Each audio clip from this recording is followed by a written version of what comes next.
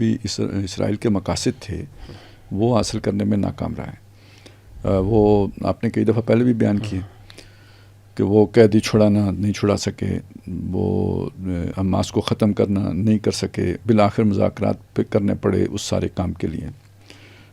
یہ بات بھی صحیح ہے کہ اس وقت صورتحال یہ تھی کہ یہ سمجھا جا رہا تھا کہ سعودی عرب بھی عنقریب جو ہے نا وہ اسرائیل کو تسلیم کرنے والا ہے، اور اندر خانہ یہ بات تھی کہ بھئی وہاں سے فلسطینیوں کو نکالا جانا ہے. لیکن یہ کہ 2 سال کے بعد اب وہ تسلیم کرنے والی بات تو بہت دور چلی گئی ہے، اور وہ ابراہیم اکارڈ والا مسئلہ بھی خطرے میں پڑ گیا ہوا ہے. وہ بھی اب اتنا کوئی، اگرچہ کہ ٹرمپ کو اب بھی امید ہے کہ وہ اور لوگ بھی شامل ہو جائیں گے اس میں، لیکن بہرحال کھٹائی میں تو پڑ گیا. جو بڑی کامیابی ہوئی ہے وہ یہ ہوئی ہے کہ رائے عامہ یعنی دنیا میں عوامی رائے تبدیل ہوئی ہے. جو پہلے اسرائیل کے حق میں ہوتی تھی ہمیشہ، وہ ایک مظلوم کے طور پر کہ اسرائیل گویا مظلوم ہے، پہلی دفعہ اسرائیل ظالم کے طور پر دنیا کی نگاہوں کے سامنے، دنیا کے لوگوں کی نگاہوں کے، حکومتوں کا مسئلہ الگ ہے، عوام کی بات ہو رہی ہے.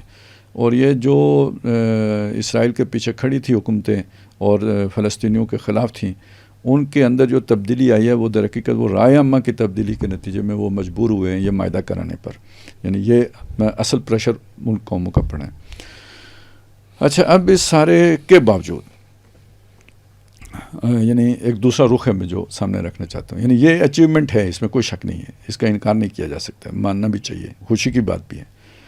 لیکن ایک سوال ہے کہ یہ جو معاہدہ ہوا ہے کیا یہ غزہ میں، فلسطین میں یا عرب میں دائمی امن کا ضامن ہے؟ تو میرا خیال ہے اس کا جواب نہیں کے سوا کچھ بھی نہیں ہے. ایک تو یہ اس معاہدے کے اندر خود بہت سی کمزوریاں ہیں اس اعتبار سے، اور دوسری بات یہ ہے کہ آپ کو پتہ ہے کہ اسرائیل کی تو تاریخ ہی معاہدہ توڑنے کی ہے. کئی سے مطلب عربوں کے ساتھ کیا توڑا، فلسطینیوں کے ساتھ کیا توڑا، یاسر عرفات کے ساتھ کیا توڑا، ابھی یہ اس معاہدے سے پہلے حماس کے ساتھ بھی تو معاہدے ہوئے تھے، اور پھر اسرائیل ہی تھا جس نے کہ اس کی خلاف ورزی کی تھی. تو ایک تو اس اعتبار سے دیکھیں تو یہ کوئی مستقل امن کی ضمانت یہ معاہدہ بنتا نظر نہیں آتا. یعنی یہ وقتی ایک امن ہوا ہے. کہنے کا مطلب کیا ہے کہ آپ کو ایک سانس لینے کا موقع ملا ہے، آپ کو تیاری کرنی ہوگی اگلے فیز کی، نہیں تو اسرائیل پہلے سے زیادہ جو ہے نا وہ اپنے وقت پہ پھر دوبارہ معاہدہ توڑ کے جو اسے سوٹ کرتا ہوگا ٹائم.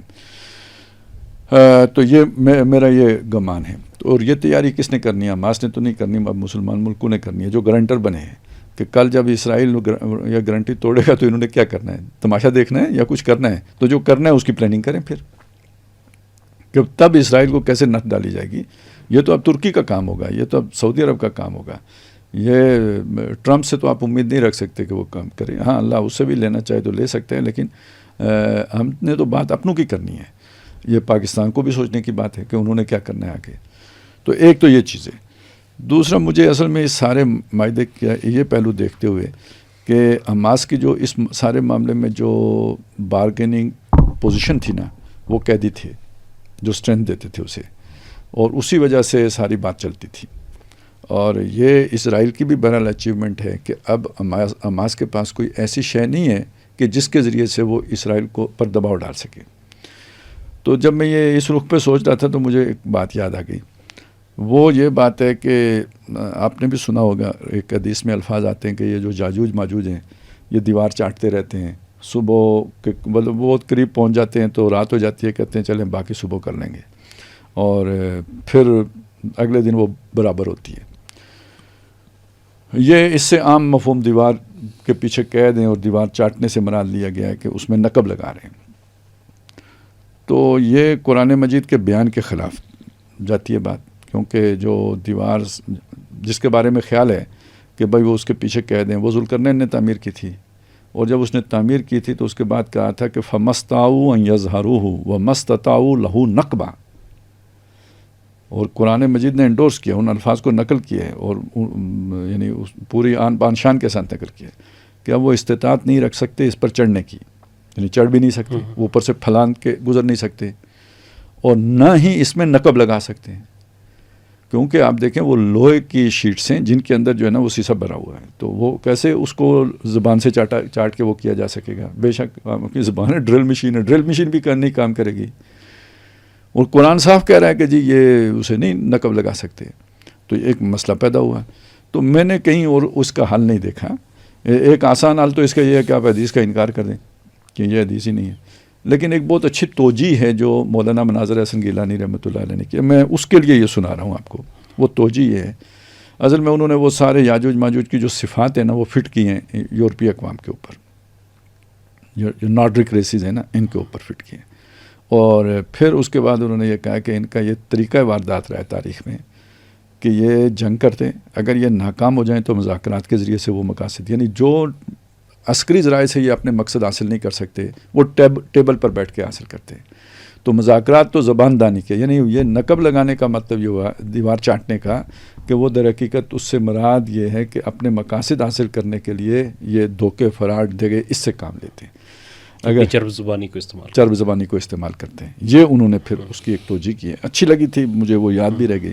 تو یعنی وہ مجھے اس وقت موقع پہ پھر دوبارہ یاد آ گئی کہ انہوں نے پہلے کوشش کی کہ بھئی ان کو بالکل ختم کر دیں. جب وہ اس کوشش میں کامیاب نہیں ہو سکے تو یہ ایک معاہدے کے ذریعے سے وقتی طور پر پیچھے ہٹ گئے. لیکن آپ دیکھ رہے ہیں کہ ان کا اس معاہدے کی پابندی کرنے کا کوئی ارادہ نیت نظر نہیں آتی. یعنی اس کے بعد انہوں نے نہ حملے روکے نہ امداد جانے کی، وہ جو انہوں نے کمٹ کیا تھا اس پر وہ پورے اترے. تو اس کا مطلب ہے یہ کہ بھئی ابھی یہ کام آگے چلنا ہے. یہ معاہدہ خوشکن ضرور ہے لیکن اس پر کوئی دیر پا امن کا ضامن نہیں ہے، اور اس سے کوئی زیادہ خوشی وہ ہمیں ہونی بھی نہیں چاہیے. اسی سے پھر مجھے ایک اور بات بھی یاد آئی، اور وہ یہ ہے کہ ایک جنگ ہوگی، اس کے بعد صلح ہو جائے گی، اس کی بہت لوگ خوش ہوں گے کہ صلح ہو گئی، لیکن وہ دھوکے کی صلح ہوگی، اور پھر جو ہے نا وہ جنگ شروع ہو جائے گی. اس میں رومیوں کا ذکر ہے، رومیوں کے ساتھ تمہاری صلح ہوگی. اب رومیوں سے مراد جو ہے نا وہ ایک تو اس زمانے کا روم ہے، لیکن ایک یہ ہے کہ آپ اسے مغربی اقوام مراد لے لیں تو ذرا سہولت ہو جاتی ہے. تو گویا یہ یعنی اس معاہدے کو دیکھتے ہوئے نا وہ حدیث بھی یاد آ جاتی ہے کہ یہ کوئی دھوکے کا معاہدہ ہے، یہ کوئی مستقل امن کا ضامن معاہدہ محسوس نہیں ہوتا.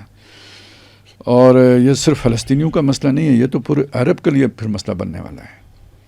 تو اس اعتبار سے یہ ایک وقتی امن کے طور پر تو ہم اسے دیکھ سکتے ہیں. مستقل حل جو ہے نا اس کا وہ یا تو عرب میں کوئی اور ایسی طاقت پیدا ہو جائے جو اسرائیل کو لگام ڈال سکے، اس کے برابر کی نہ ہو تو اسے چوٹ اچھی پہنچانے والی ہو، تب تو وہ کچھ کینڈے میں رہے گا. یا پھر یہ کہ اسرائیل کا خاتمہ ہی ہو جائے تو تبھی یہ ممکن ہوگا کہ دائمی امن ہو. اس کے بغیر مشرق وسطیٰ میں امن ہوتا فوری طور پہ نظر نہیں آتا.